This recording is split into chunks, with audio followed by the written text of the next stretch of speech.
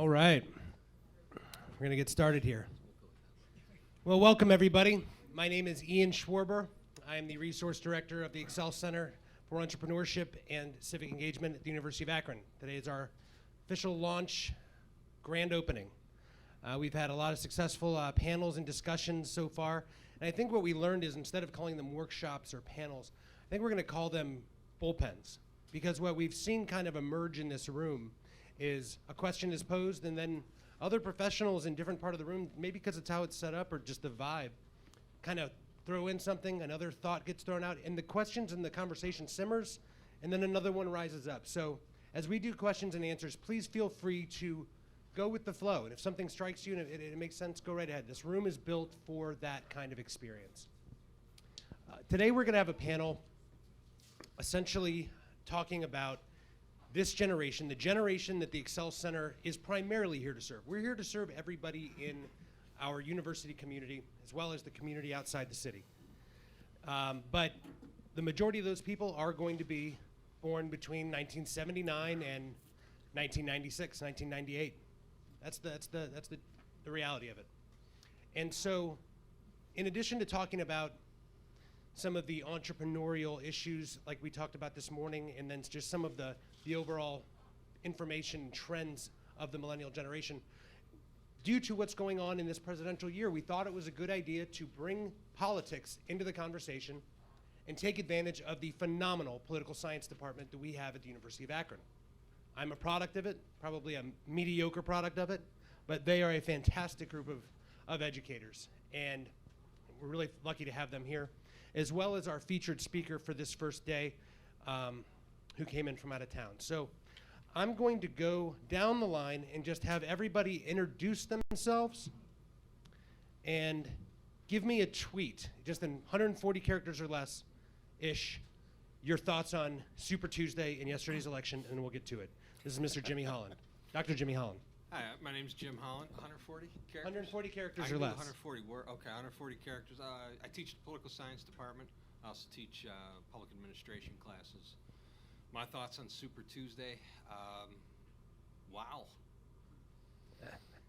Short Or less. Yeah. Or less. Yeah, no, I'd more to say, but yeah. And then we have Miss Cyndra Cole. So my name's Cyndra Cole. Like you said, I teach a lot of the applied courses here at the University of Akron, applied politics, campaign finance, campaign management, voter conduct and elections, classes like that. I don't really know. It was, I guess, what I expected, unfortunately.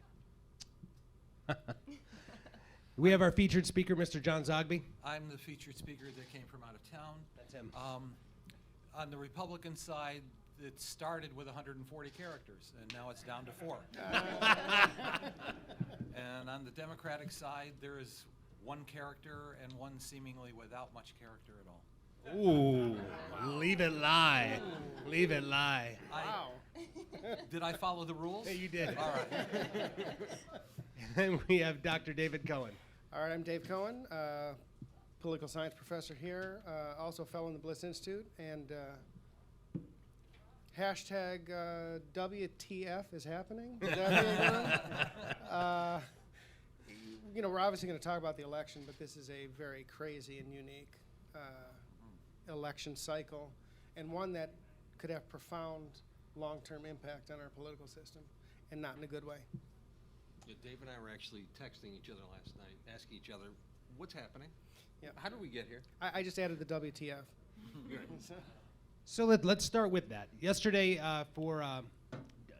Zogby, will you give us a rundown of what happened yesterday? Mr. Zogby is the founder of the Zogby poll, among the most famous political polls in the world, and we're very lucky to have him for that reason and many others. But let's take advantage of who we have here. Will you tell us a little about what happened yesterday? Sure.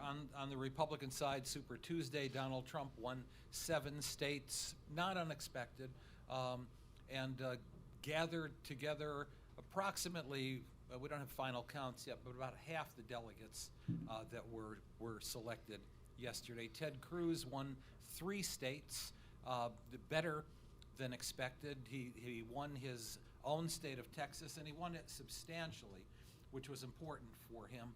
He won Oklahoma, and then he won the Alaska caucuses as well. he stays alive, but perhaps not as alive as he thinks he is, because he took the opportunity to call on everyone else besides him and Donald Trump to drop out of the race. That was a tad premature. Marco Rubio went from dead to life support. He won Minnesota, and he had a strong showing in Virginia, though that strong showing in Virginia would not have been enough without the victory. What could happen with Rubio is either or both of two things. That one is he leverages that victory in Minnesota into Florida, and he becomes the great hope in Florida to stop Donald Trump. And at the same time, big donor call yesterday, some of the big name donors in the Republican side vowing to stop Donald Trump and looking for that alternative candidate. Rubio just may have eased his way a little bit into being that candidate. Here's a guy then yesterday and prior who may have risen from the ashes twice. John Kasich needs to win somewhere. Strong showing in Vermont, not enough, but he has Ohio and is polling well in Ohio. And if he wins in Ohio, there could be a case for his being, and a weak case, but a case for his being the alternative candidate. On the Democratic side, Hillary won 7 states as well. Bernie Sanders won 4. Bernie, interestingly, started out as a movement candidate who surprisingly was felt to have a chance to win as the anti-Hillary and the hope of the progressive left. He's now back to being a movement candidate and doing credibly enough to live up to his vow, which is to stay till the very end. I'd note that progressive left candidate in the Democratic Party is a strong tradition going back to Gene McCarthy, 1968, and those candidates, McCarthy, McGovern, Ted Kennedy, Gary Hart, these are folks that carry, Jesse Jackson, carry that dream, let's say, or that ideology into the convention and use it as leverage. Thank you, thank you, thank you. With that platform, with that recap, I'm going to introduce a student here, one of your fellow students, Daniel Wyrock. He is a co-founder of a new mobile app. It's actually one of the new entrepreneurial ventures coming out of the University of Akron. Fantastic story here. But what Daniel's going to do is he's going to tell you about Quail. And what Quail is a way for you to give your questions through your mobile phone to these gentlemen and lady. He's going to give you a little rundown. Dan. All right, thank you, Ian. Real fast, if you have a pamphlet, I can pass them out, but you're going to want to open up the first page. There's instructions to use Quail. All you need is a smartphone. You'll go to quailqa.com, enter code EXL, and from there you're going to want to select the second session that started at 2:30, Transformative Vote. And all throughout the session, you can send in questions. They're going to be headed over to Ian, which he will then forward over to our panelists. So that's your best way. If you've got a question throughout any of this, go in, use Quail, and put in your question, and Ian will be able to pass it on to panelists, and we can have a great discussion. So if you need one of these pamphlets that has the instructions, raise your hand, and I'll pass one down to you. Thank you, Daniel. And a quick plug for the Excel Center. Daniel is one of the members of our Student Advisory Council.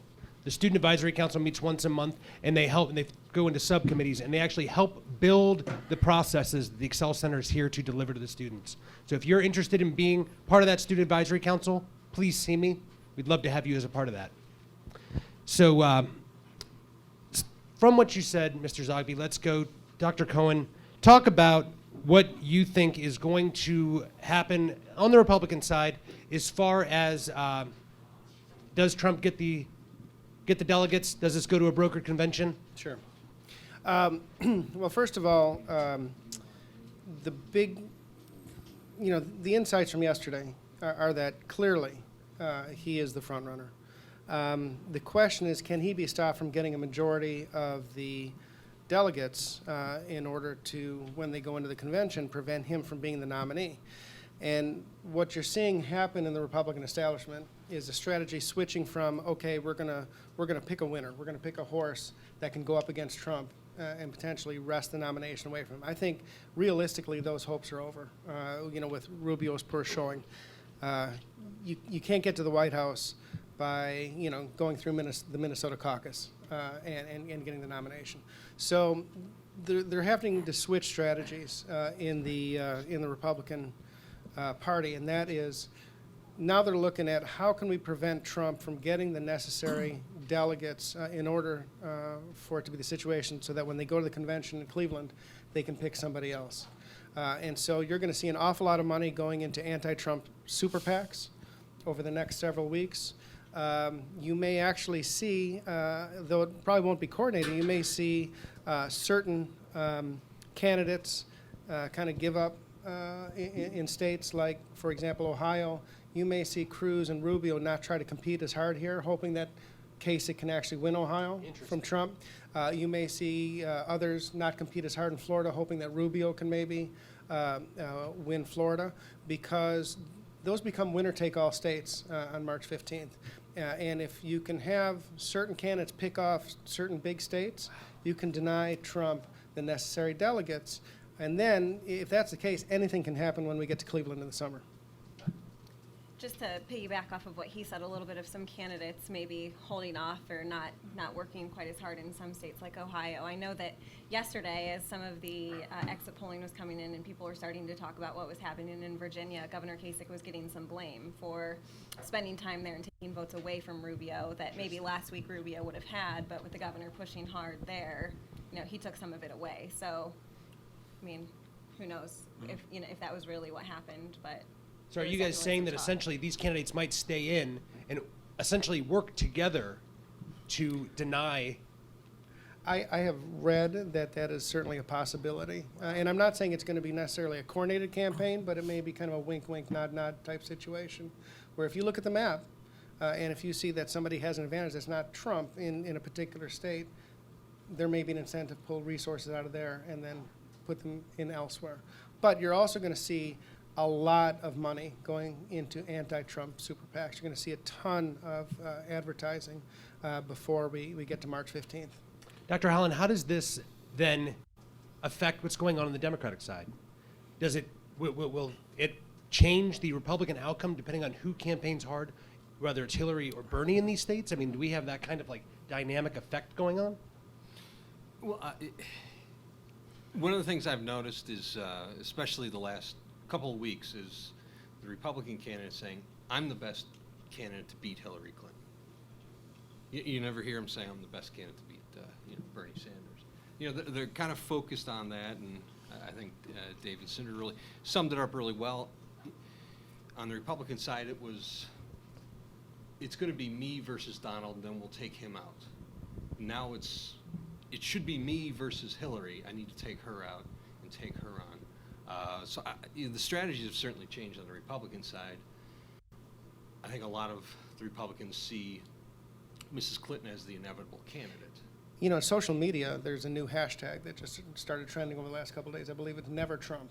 Mm-hmm. Right. And that is coming really from the Republican side, and that is the sentiment among mainstream Republicans. This person cannot be the standard bearer for the Republican Party because the implications of that are too horrible for many Republicans to be able to imagine. And so, it's part of the.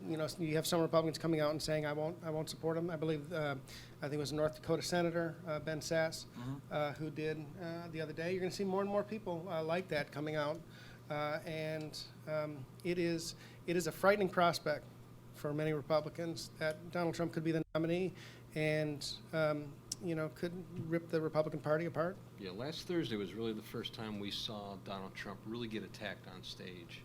And he was getting it, literally from the right and left, both sides of him, the Cruz and Rubio, and it really signified a shift. Like, we're afraid now. Yeah. Be very afraid. Right, John. Had Donald Trump not been involved in the first place, we would still be wondering about the future of the GOP, because there are four distinct strands of conservatism within the party, none of whom get along very much with each other. They're strictly ideologically based. You see them asking this question over and over again that they've been asking for years. Who is the real conservative?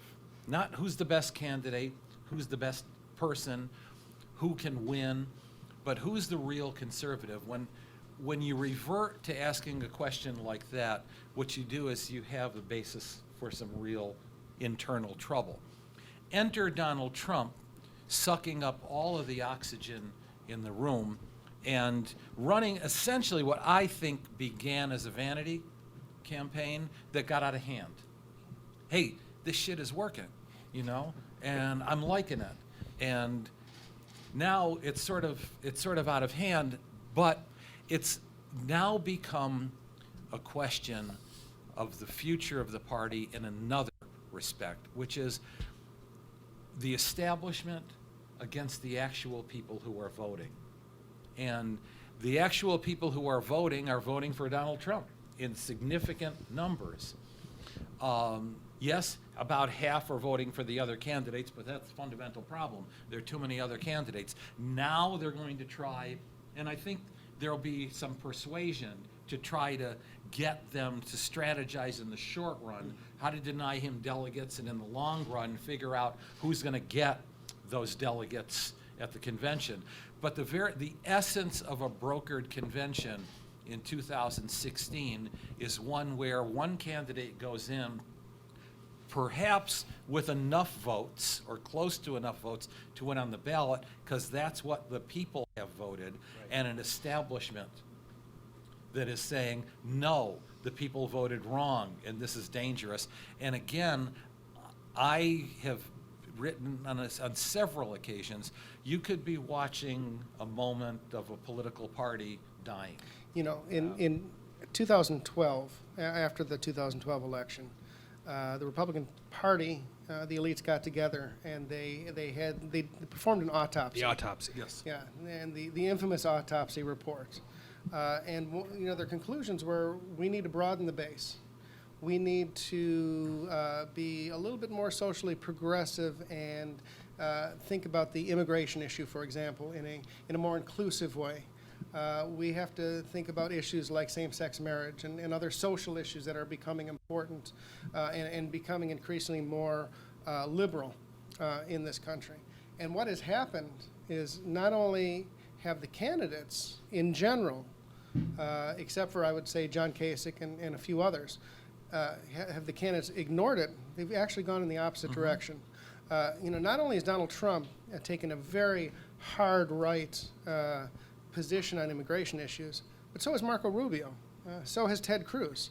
So it's not just Trump, it's many of the major candidates in this election. And that, you know, that goes to this question that I just got from the audience, and I'll augment it a bit.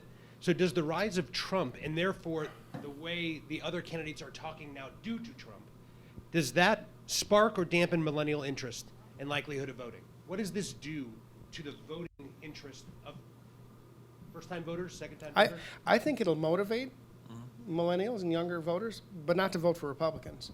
I can tell you, the Republicans that I've had in my classes throughout the years, and especially over the last few years, tend to be much more socially moderate to liberal than their parents and their grandparents, certainly.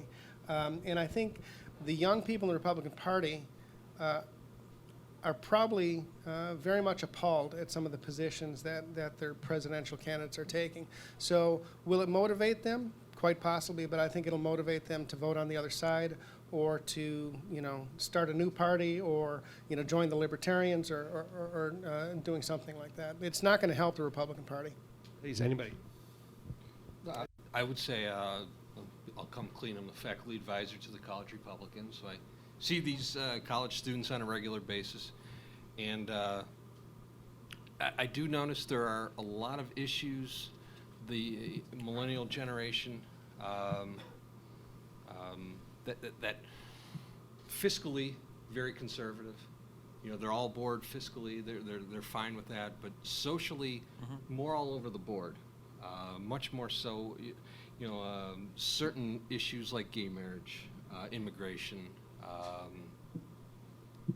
Yeah, there's a few, abortion that, someone who's traditionally Republican and glad to join a college Republican organization, they're still fairly socially, how'd you say, Dave?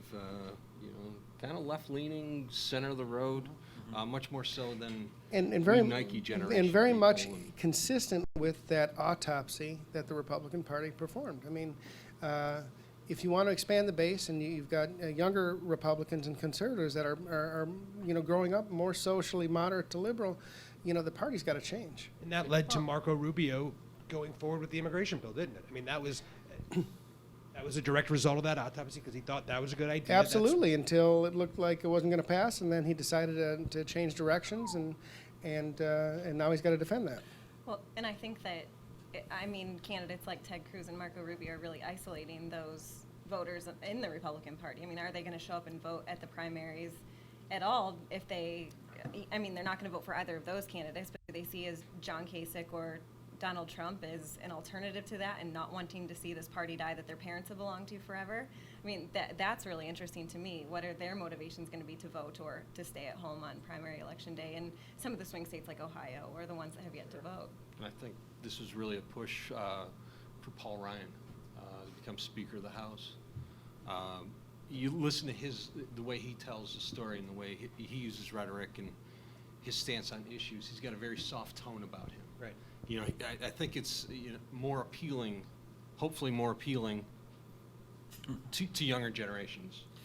Not just as a member of the GOP, by and large, to young people across the board. It was to get so them funny involved. last night to hear the CNN commentators say that this was a kinder, gentler Donald Trump, who was reaching out. Look, he reached out to Paul Ryan. Yes, he did. He said, and I'll be happy to work with Paul Ryan, or else he'll pay the price. I heard that. Very kind. Who are millennials? First of all, let's understand that they're the most diverse age cohort that we have. 40% are non-white. And when we look at non-white voters in general, what we see are 75+% of Asians voting Democrat. And in the last election, 71% of Latinos voting Democrat, and African Americans, 93% voting Democrat. When you boil that down to younger ones, the numbers spike up dramatically. Now, I just want to tell you a quick little story. 2010, terrible year for Democrats, we remember, except if you looked at Colorado, Nevada, California, where there was a major push to bring Latinos out to vote. In 2010, as you may recall, the immigration issue was front burner issue. Turnout among Latino voters in that bad Democratic year in those three states was over 70%. And over 80% of those who turned out voted Democrat. In other words, back to David's point here, there will be a motivation to get millennials out to vote and to get non-white voters out to vote. And whether or not they like Hillary, and that is the one variable in all of this. An indicted Hillary is not a very powerful or popular Hillary. But barring an event like that, there will be a strong push to get millennials out to vote against the GOP. That's what happened in 2012. If you recall, that was a very close presidential election until the weekend. And the weekend, we started to see younger voters going up in their support from 53% to ultimately 61% of young people voting for Obama. When we looked at the numbers, exit polls and post-election polls following that election, what we discovered was that young men stayed static. Young women voted in record numbers, and 73% of young women voted for Obama. When we asked them in the post-election polls, they said, "Oh, we were disappointed in Obama, but we were voting against them. They scared us." I think you have the anti-autopsy candidacy. Mm-hmm. And this audience member asks this question then. As Trump continues to win states and delegates, is this trend indicative that the Republican base is too far right to win in November? Yes. can't win. It can win, but the turnout has to be dampened. Look, the non-white vote went from 74%, or I'm sorry, the white vote was 74% 2008, 71% in 2012. You're looking at a continued trajectory downward.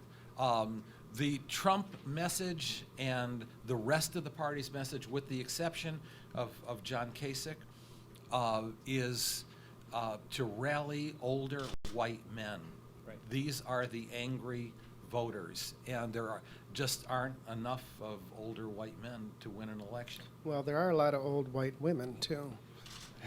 So I disagree in that anything can really happen, as we know, with an election. And going back to what John said, if you have an indicted Hillary Clinton, Can she run if she's indicted? I believe she can run if she's indicted. If she's convicted, Just wanted some clarity that there. may be a different case. But if she's, you could have an indicted presidential candidate. If that's the case, she is a seriously wounded candidate. Anything can happen. Trump is pulling not just from the Republican base, he's also appealing to some angry independents and some angry Democrats, some of those Reagan Democrats, people who feel left out of the 21st century economy, people who are scared of the country's increasing diversity. And that isn't just a Republican thing. You have Democrats that feel the same way. So he could potentially eat into some of that Democratic base. I don't think it'll happen, but it could. And especially if you have a candidate like Hillary Clinton that's perhaps indicted, already she's suffering from the fact that people do not trust her. She really, in a different election cycle, I don't think that she would necessarily even be, contending for the nomination based on her negatives and based on that lack of trust. So we're talking about a situation that's potentially explosive, unique, and absolutely Trump could win. So this question's for all of you then. If that's the case on both sides, one could be indicted, one is alienating just about everybody but old, angry white people. And there's all this money in politics that seems to be something that both Trump agrees with and Bernie Sanders disagree with super PACs. So, there's certain things, money is everywhere. How do you tell a young person, first-time, second-time voter, it's worth voting? I'm not saying that I wouldn't vote, but I'm just saying, isn't that a reasonable feeling that when somebody says, why am I going to vote? I'm not going to vote for. How do you change that opinion? I think that becomes even more difficult to, I'm not answering your question directly, but if you have an election that is the election of two evils rather than two, that's the way people are going to look at it. Which of these is the lesser of two evils? Or, do I want to vote for the evil I know or the evil that I don't? I feel like that's going to be the question among the broader electorate, not just the millennials. If it becomes a Trump versus Hillary thing, then even beyond that, how do you motivate that? So, does this mean that turnout will be historic lows?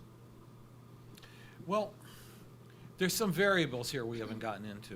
One of which is, will there be a third-party candidate, an establishment Republican, who then could maybe draw some disaffected moderate to conservative Democrats? Lots of variables. Bloomberg, here. Michael Bloomberg. Michael Bloomberg is a possibility.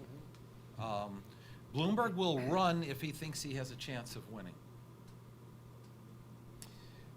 You bring a third-party candidate into the mix, anything really could happen. Sure. We don't know what that would be. Depends on who the person is and what demographic they're drawing from.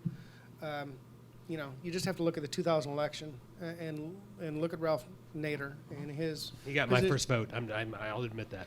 And because of people like you in Florida, George W. Bush was able to win the state of Florida and able to become president. And Ralph Nader was responsible for that and changed history. Yeah. You look at 1992, Ross Perot. He got 19% of the popular vote. George H.W. Bush would have won that election. We would not be here talking about Hillary Clinton because Bill Clinton would have lost. And that would have been it, possibly. So, what do you think of the chances? It is interesting, how this will affect our first global generation. Mr. Zogby, I heard him say that that this generation, they don't necessarily hate government, but they're discouraged by the people in government. It's probably a fair way to say. And if you give them more reason to be discouraged by the people that are running, boy, it's not going to help long term. And it's possible that you could lose that generation. I hope that's not the case. We're way short on inspiration in the 2016 election. It sure 2008 seems like a lifetime ago. Whether you liked Barack Obama or you didn't like Barack Obama in 2008, there was that inspirational message: change, right? Hope and change, and people felt it. It was real. Now it's Fear and anxiety. Run and hide. Yeah, is really, I think, how you can kind of categorize this election. I heard someone say on a national call-in show, this isn't exactly Lincoln Douglas debates that we're having anymore. No. I think that's pretty fair. And the utter lack of civility. Bill Lyons, head of the Center for Conflict Resolution, you must be appalled at what you're seeing. The lack of civility among the presidential candidates, especially on the Republican side, is unlike anything I've ever witnessed in American politics. I mean, you have candidates destroying each other on personal issues, their looks. One saying you got big ears, the other person saying you got short fingers. What is going on in this country? Right. As you're talking, he's saying, that makes me so angry I want to punch somebody in the nose. Yeah, perfect example. Well, it's funny that you say that, because that question just popped up. It's the most recent one that popped up. The tone and climate of this election has been more negative than ever. What does the political discourse of the 2016 presidential election suggest about our American society? We get the candidates we deserve. We do. We like this crap. We're addicted to reality television and social media and Twitter wars, and this is exactly what we're getting. Donald Trump understood as a reality show television star. He has tapped into the pulse of America, and there's a reason he's become so popular among a certain number of people, and that is because he is giving them what they want. He's a showman. He's a carnival barker, and that's what we want. I'm going to disagree and be a whole lot more hopeful about. I am the very American cynical. That's why we brought you here, John. We need that. A lot of pressure on me right now. I mentioned this earlier on his best night, Bill O'Reilly, 319.2 million Americans are not watching. Rachel Maddow, even more, are not watching. And so I'm skeptical when I hear, talk about the majority of the American people either being stupid, you didn't say that, No. but or being enmeshed in reality TV. 4 million people watch the Kardashians. I'll never understand why, but they do watch the Kardashians. But so many millions more don't, and don't have time for that. When I look at a phenomenon like Donald Trump, I do see that symbiotic relationship that he has with the media. The more outrageous, the more he gets coverage. The more he gets coverage, the more the media love their numbers. And the more they play into his being outrageous. But meanwhile, he's winning GOP primaries, but he's not winning an election just yet. And he may be the immediate cause of a split of one of the two great political parties, and therefore not have a chance to win an election. And in many ways, that's going to be the people speaking. I hear a lot of talk about a conservative branching off to represent the Conservative Party. But then I also hear a lot of talk about Bloomberg maybe running. What if there were actually two visions? There could be. Then it's 1824. Yeah. Oh, there could be. But they would guarantee that a Hillary win or a Bernie win, right? There are three. I don't know. I think it becomes really convoluted. In that case, then you only need, 30%? No to win. Well, but you need a majority of the electoral votes, and if you don't, then the election gets thrown into the Congress, and then the House decides who the president is, and the Senate decides who the vice president is. Doesn't that sound like a good idea? Wow. No. On that note, I've got a lot of things here on quail, but if anybody's got a question that's been popped into their head that they didn't get a chance to type in, why don't we just take a couple questions from the audience? Anybody have anything? Yeah, Taylor. So we've spent a lot of time talking about Republicans, and a lot of polls are saying the millennial generation is overwhelmingly in favor of Bernie Sanders. I think it's 83% of millennials are trying to cast their vote for Bernie Sanders. Yet he's still behind because of superdelegates and the delegates that are already given out. But since the primaries are in March, do you think spring break will actually have a factor to the primaries for the Democratic national president? Wow, that's one I wasn't anticipating. It was always going to be a long shot for Bernie Sanders because ultimately you have to close your eyes and imagine Bernie as president of the United States. And that's still something that he's not perceived as. He is a movement candidate. And then it was mainly the clarity of his ideas, the appeal to millennials, and the damaged degree of damage of Hillary as a candidate that thrust him into this position. But when all is said and done, the answer to that question, are you comfortable with Bernie Sanders as president, doesn't pass the smell test yet. So now, what about spring break and in March? No, he'll win some primaries.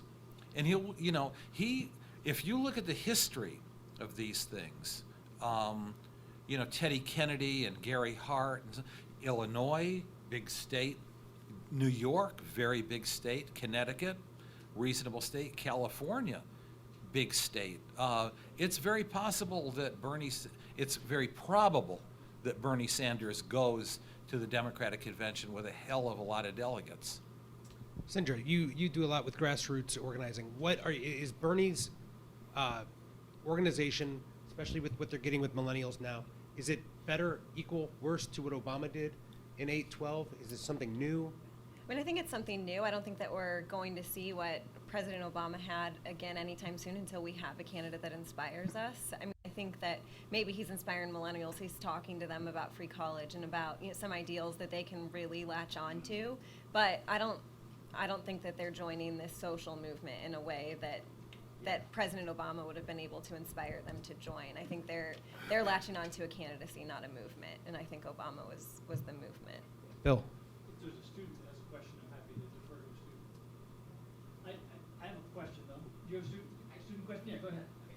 So kind of on what you guys were saying, this idea that a lot of millennials, especially our age, they're spending more time on Twitter and following Bernie on Instagram, and they're not watching the debates. They're not based on facts. So you have the millennial population that is driven by emotion, and that can be like really wrapped up through social media. And then there's the millennial group, the more older generation, who are more fact-based. Is there any particular candidate that's mastering the art between emotion and facts? Look, we're going to go back to old hickory and talk about voting on emotion, okay? This is not new.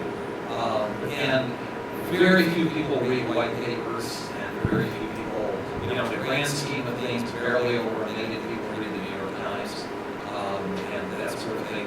Much of this is based on impressions. Hey, if I like somebody, if there's a visceral like, I'm going to listen to what that person says. Frankly, if I like that person, I project myself onto that person.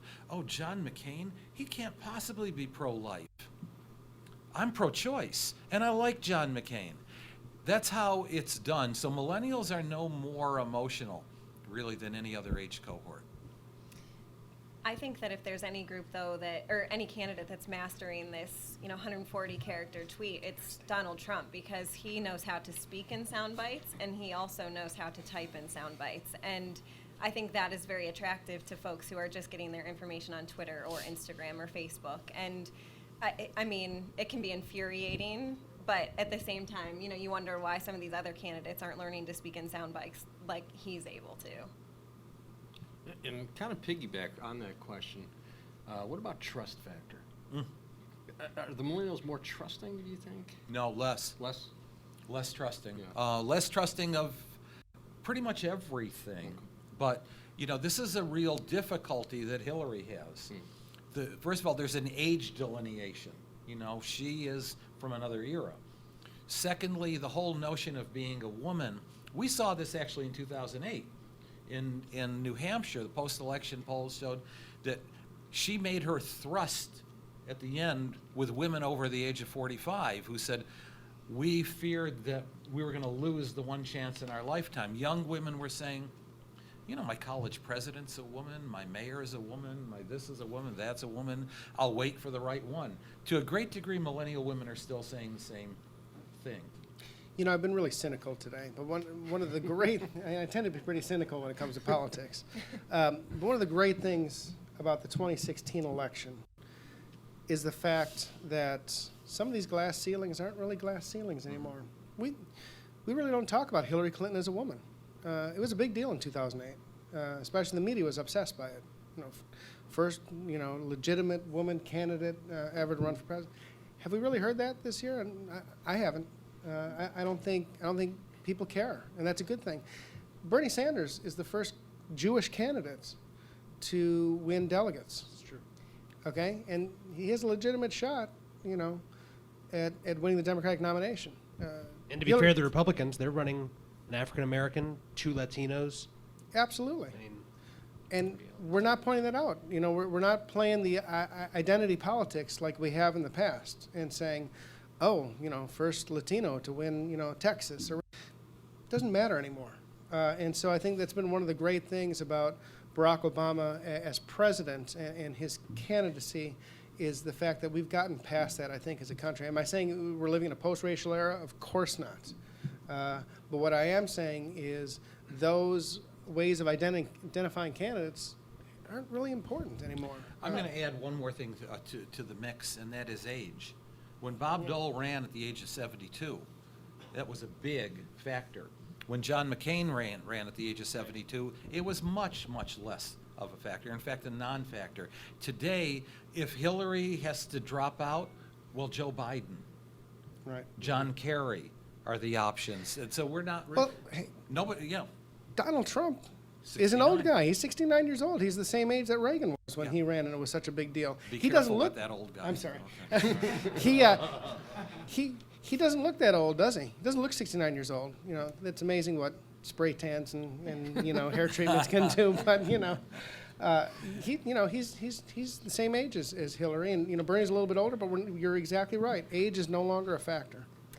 I do want to go back to what Dr. Cohen had to say about women and you know whether or not we're talking about Hillary Clinton as the woman candidate versus just a legitimate Democratic candidate. And maybe that isn't so much the tone of the conversation, but I do have a number of friends who would self-identify as feminists who are supporting Hillary Clinton and are getting absolutely crucified by their Bernie Sanders friends saying, how can you identify yourself as a feminist and support Hillary Clinton? If you really are looking for a candidate who supports feminist values, then you should be behind Bernie Sanders. You should be ashamed of yourself. So it's, you know, and I don't know. I just am repeating, you know, some of the frustrations that some of my friends have said. But maybe it's not something that the media is talking about so much as what the internal struggle is between supporters of each campaign. yeah, you know, Bill, go ahead. So this is a little bit of a change. I want to come back to Dave's point earlier that we get the candidates we deserve and partially disagree. And here I'm thinking of Mann and Ornstein's book, It's Worse Than It Looks. Love it. Isn't the Republican establishment and Fox News culpable in the rise of Trump? Yeah. Mhm. I mean, Ratings. We get the candidates we deserve, or have there been elites for decades planting the seeds that have resulted in Donald Trump? I mean, why wouldn't the media cover Donald Trump? Mhm. Yeah, I And- don't really want to focus so much on Fox News, though, as the establishment But not just that we him. now hope will save us. But people The watch Republican those Party. shows. If the ratings weren't high, they wouldn't be having Donald Trump on, Sarah Palin on constantly, right? Right?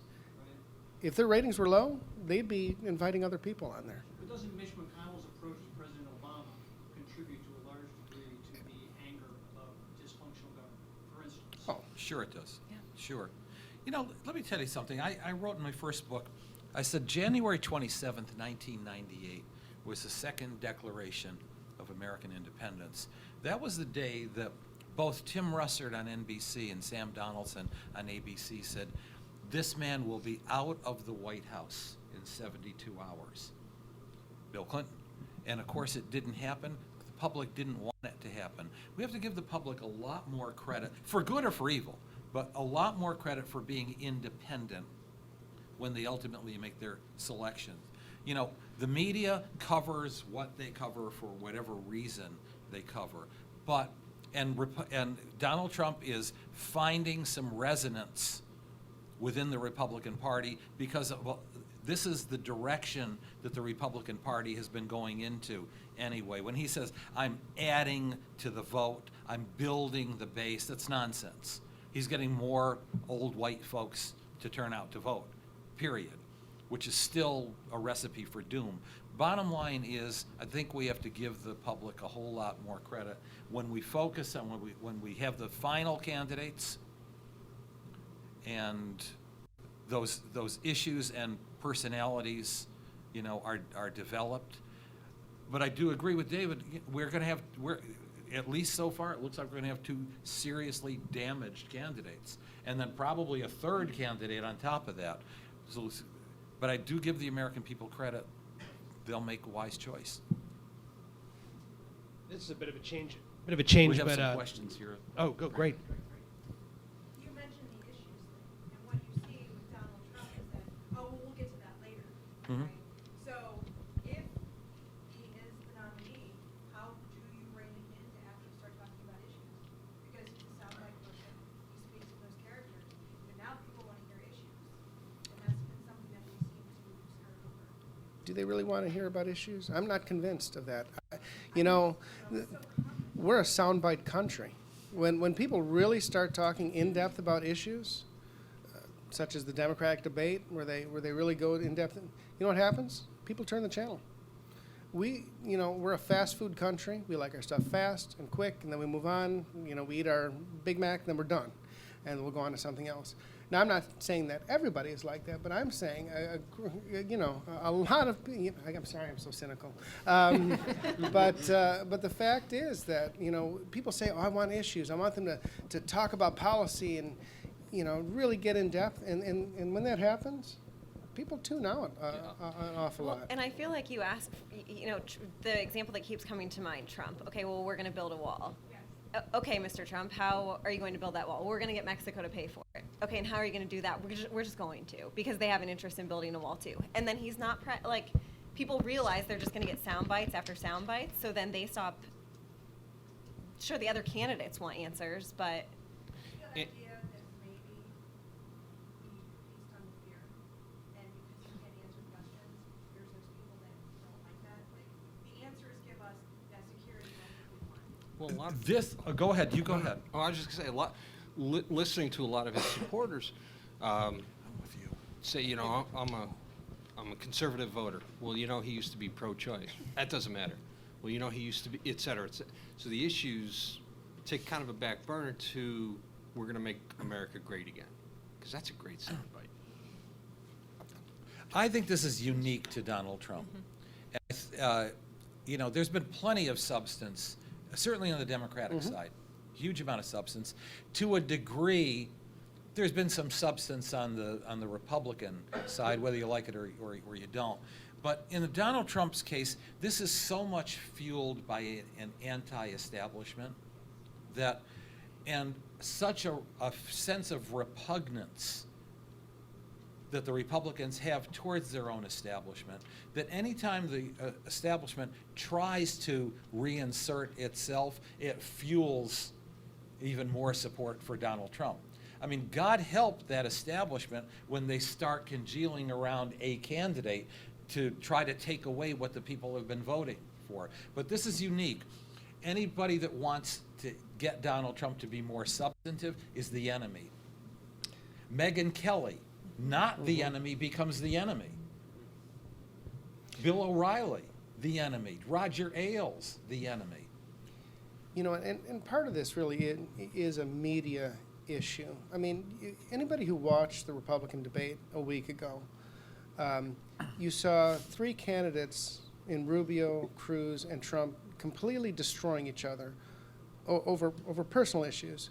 And one candidate, the governor of Ohio, whether you like him or not, whether you're a Republican or a Democrat, one candidate was substantive, okay, and was above the fray and didn't engage in that and tried to answer the issues. And then after that debate, I watched CNN. In the post-debate analysis, Kasich wasn't mentioned at all. The only thing that was shown was the sparring between the three candidates. And for the next week, we didn't hear anything about Governor Kasich. And he's That been- has a profound impact on the race. And he's been like that the entire race. Yeah. He stayed on script, stick to his message. It's all about Even after my his issue. second place finish in New Hampshire, which is a pretty impressive accomplishment, he got no media coverage. I shouldn't say no. He got relatively little media coverage compared to the rest of the candidates. He's the governor of frickin' Ohio, okay? And he cannot get any media attention. It is unbelievable. And the reason he can't is because he refuses to get into the gutter with the rest of the Republican field. Yes. Okay, so I have a comment to that. First of all, I mean, I feel like the only coverage that the governor has gotten at all in the last couple of weeks was about his comment about the women coming out of the kitchens to support him in the 1970s. We're talking about something that was taken completely out of context when he said it, looking at where women actually were in the 70s. And okay, so that whole thing aside, but then you have Donald Trump saying what he said on Sunday about the KKK, something that wasn't taken out of context, and it played right in line with the Oscars and talking about Black Lives Matter and yada yada yada. And on Monday morning, all that we heard about was the Black Lives Matters from the Oscars and nothing about what Donald Trump has to say about Black lives and whether or not they matter. When it was the perfect time for the media to address such an issue, and that's where I'm just like, it's a ratings How is it game. that the governor of Ohio, the most important battleground state in the country, a state that you must win to become president, Right.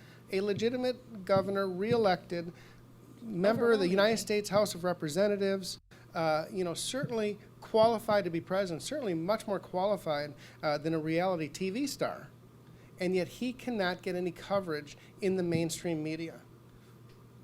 To me, it seems like the fix is in. Yeah, and just to provide a context for this, because this trend has been driven into the stratosphere. But I remember in 1976, Jimmy Carter gave an interview to Playboy. And here he was, a born-again Christian, and that became a huge issue that here he was interviewing in Playboy. And I remember this vividly because it went on for several days.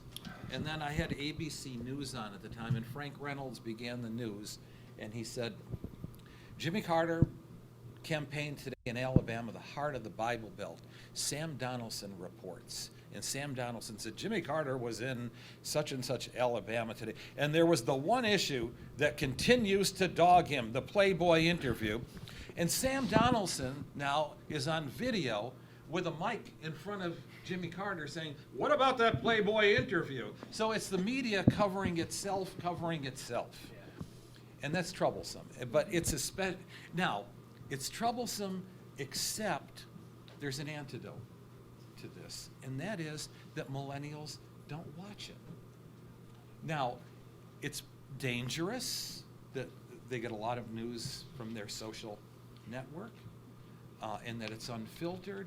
On the other hand, they're still getting their news from where most people always got their news, friends and relatives Yeah, and networks. but they're still getting their news also, if we're talking about social media, from Twitter, Instagram, and that's still being dominated by the same things that are dominating the airwaves.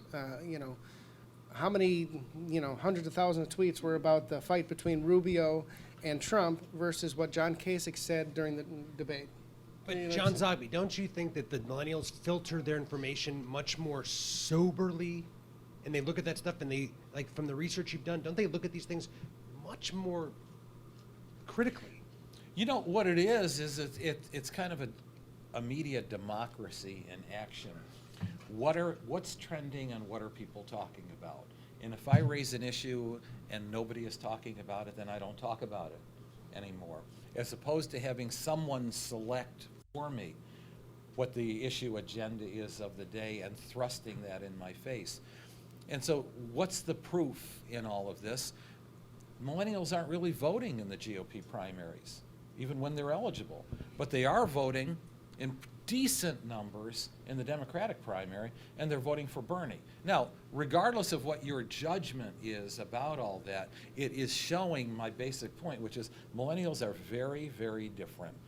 How they process their information and ultimately who they choose they're going to vote for. And they are what I'm looking at exclusively in this next election. They turn out to vote, you get a far different result than if they don't turn out to vote. And that's that transformative power. That's the transformative power. Brendan. So the presence of non-established candidates has completely disturbed the norms of like our political campaigns. The Trump candidacy has torn down political barriers, and the Sanders campaign has brought up taboo issues like race and campaign finance reform. But largely this race has been seen as really negative. Does our American political system improve or benefit at all from any of the outliers from this race? There you go. I told you, There, I got faith in you. I'm pretty cynical. Does it improve? I don't think so. Like, one of my big fears is that this race will have a major impact on how we proceed in the future in terms of running for president. Donald Trump, this is a whole new method of running. He's a very non-traditional candidate. Clearly his background is non-traditional, but also the way that he has used social media and really kind of avoided using the super PAC campaign finance system that we have in place. He hasn't needed it. Of course, he's a billionaire, or hundreds of millions of dollars or whatever. He's got a lot of money, and that's allowed him to essentially not rely on the big donors writing big checks to the super PAC. And so he has used a model in which he is extremely inflammatory on social media in order to get free media, through the airwaves.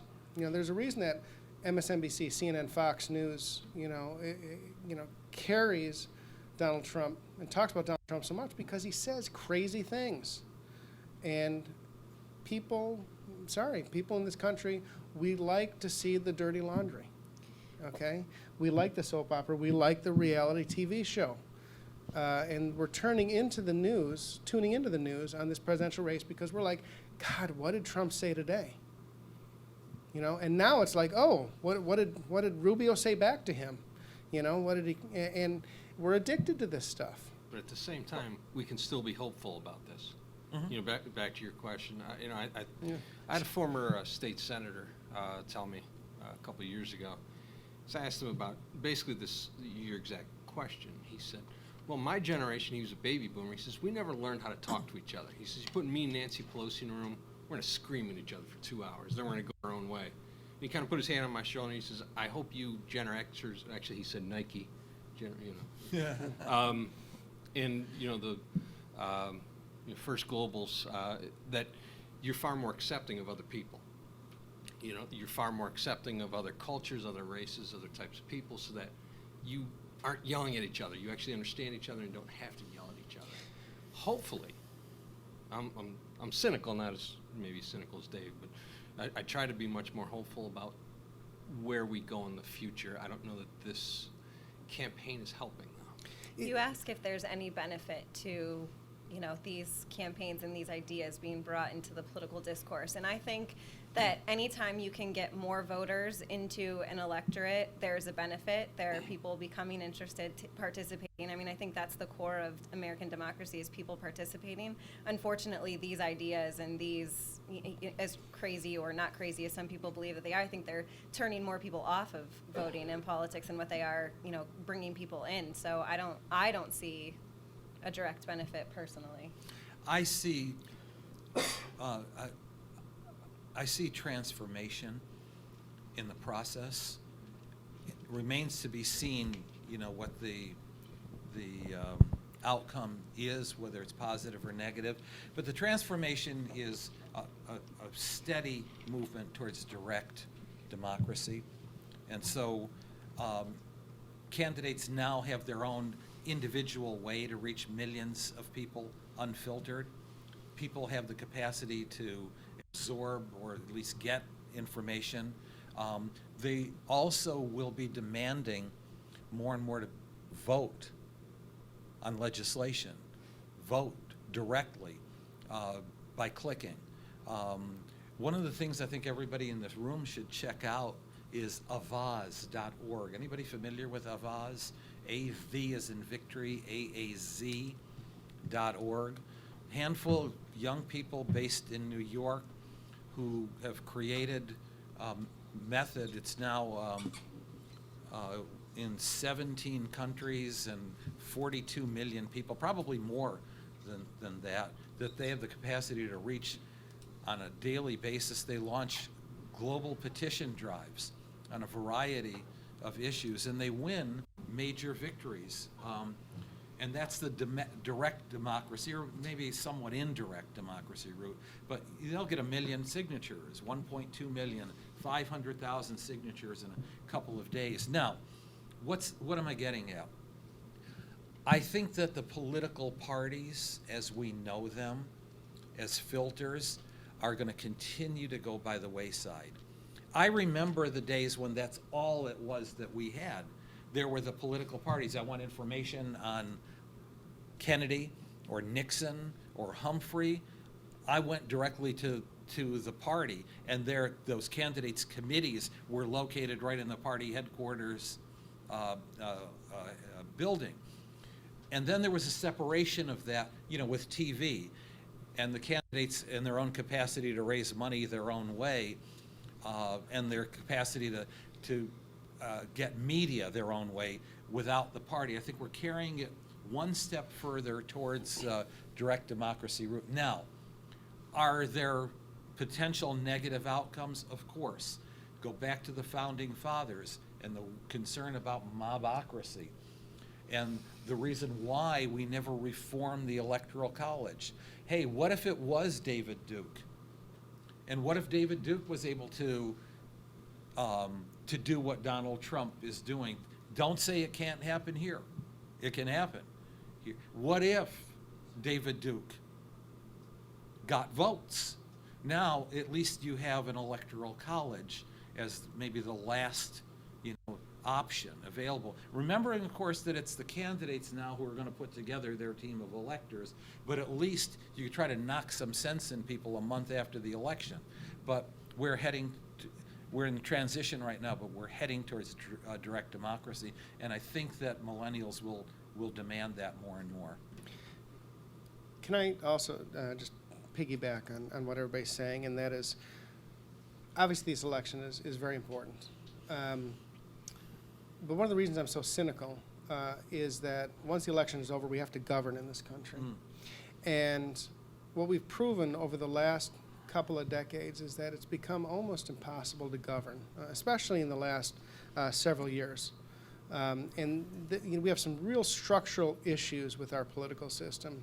The United States House of Representatives, almost every seat in the U.S. House is a safe gerrymandered seat. Unless we fix the gerrymandering problem, the U.S. Congress will continue to be absolutely dysfunctional. Unless we fix the campaign finance problem, unless we get rid of, overturn Citizens United and other court cases which have allowed unlimited amounts of money to be able to be put into our political system, it means that you have people in Congress who are simply pawns of the people with the biggest checkbooks in this country. And the only fear that members of the U.S. House of Representatives have, for the most part, is not losing a general House election. They're not afraid at all because they have safe gerrymandered seats. They're worried about getting primaried by somebody that's more extreme than them in a primary election, and that then impacts their behavior, and it prevents them from moving to the middle, compromising, negotiating, and being able to talk civilly with people on the other side of the aisle, which completely destroys the legislative process. In 2012, we had one of the worst tragedies in this country's history when a gunman walked into Sandy Hook Elementary School and killed a number of kindergartners and first graders. I cannot, in the years I've been on this planet, really imagine anything more horrific that kind of struck me to the core. To this day, it gives me chills to even think about that incident. 90% of the American public demanded gun control legislation. 90%, you look at public opinion polls, very consistent, Democrats and Republicans. Very modest gun control. Very modest. Guess what happened? Guess what happened on the legislation to increase modest gun control legislation? Nothing. It didn't even come up for a vote. And that is because of the fear of not only the National Rifle Association and their deep pockets, but also the fear of being of a number of Republicans, members of Congress, being primaried and losing their job. 90% public opinion. There is no fear of the public anymore by members of Congress. That is the scariest proposition, the fact that our elected members of Congress no longer fear public opinion, no longer fear the people. Until that gets fixed, nothing happens.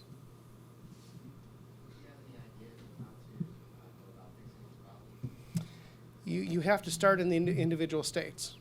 It is a state process on how districts are drawn. I think you have to have independent commissions in each of the states draw the legislative districts. Taylor was in my Congress class this semester. We spent, I don't know, a couple weeks just on this issue alone. It is vitally important. It's very dry, but vitally important to the future of our democracy. You have to start state by state. You have to have independent commissions. You can't have the same people that are going to be filling those seats drawing the lines. Because guess what? Guess how they're going to draw them? To favor themselves, so that they will never lose a general election.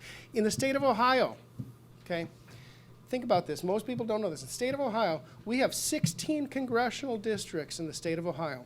This is a state that Barack Obama won twice in a presidential election. 75% of those 16 congressional districts, 12 of them, are safe Republican seats, and 4 are even safer Democratic seats. Now, I don't know about you, but to me, that doesn't strike me as fair. Okay? And if it were the other way around, if it were 12 Democrats and 4 Republicans, I would say the exact same thing. That is not a situation that lends itself to good government. When you have 16 safe seats out of 16, and 75% of them are owned by one party. We're a 50-50 state. We're a battleground state, but not in the U.S. House of Representatives. In the U.S. House of Representatives, we are a solid red Republican state. And I would say the same thing if we're 75% Democrats. It is a totally untenable situation. Ohio is not unique. You look at all sorts of other states across the country, Pennsylvania, other battleground states, it's the exact same situation. Illinois is the opposite situation, overwhelmingly Democratic. Yes? I was just going to say, so let's move to a final question because we do want to respect everybody's time. But Okay. From that point, from Ohio, talking about Ohio, John, you know about all the states. I'm sure you know plenty about Ohio. What's going to happen here in our primary, and what is this state going to do on the 15th? Are we going to vote for Kasich? You could. Yeah, I mean, I think he has a real shot to win it outright, which then puts him into the game. It depends on what the game is. Part of the great Stop Trump movement, or is he the compassionate conservative that he likes to be, and is then the dominant candidate? Probably doubtful, but he can win Ohio, and he's setting up camp as we speak in Michigan, so that he could perform well in Michigan. Right now, I think we look less for any of the non-Trump candidates to emerge as a winner, and to look for them more in terms of how many delegates they can amass between now and June to carry with them to the convention. Any last thoughts, guys? I'm voting for him. I don't know. I'm fired up. I don't know if I should say anything else. I love it.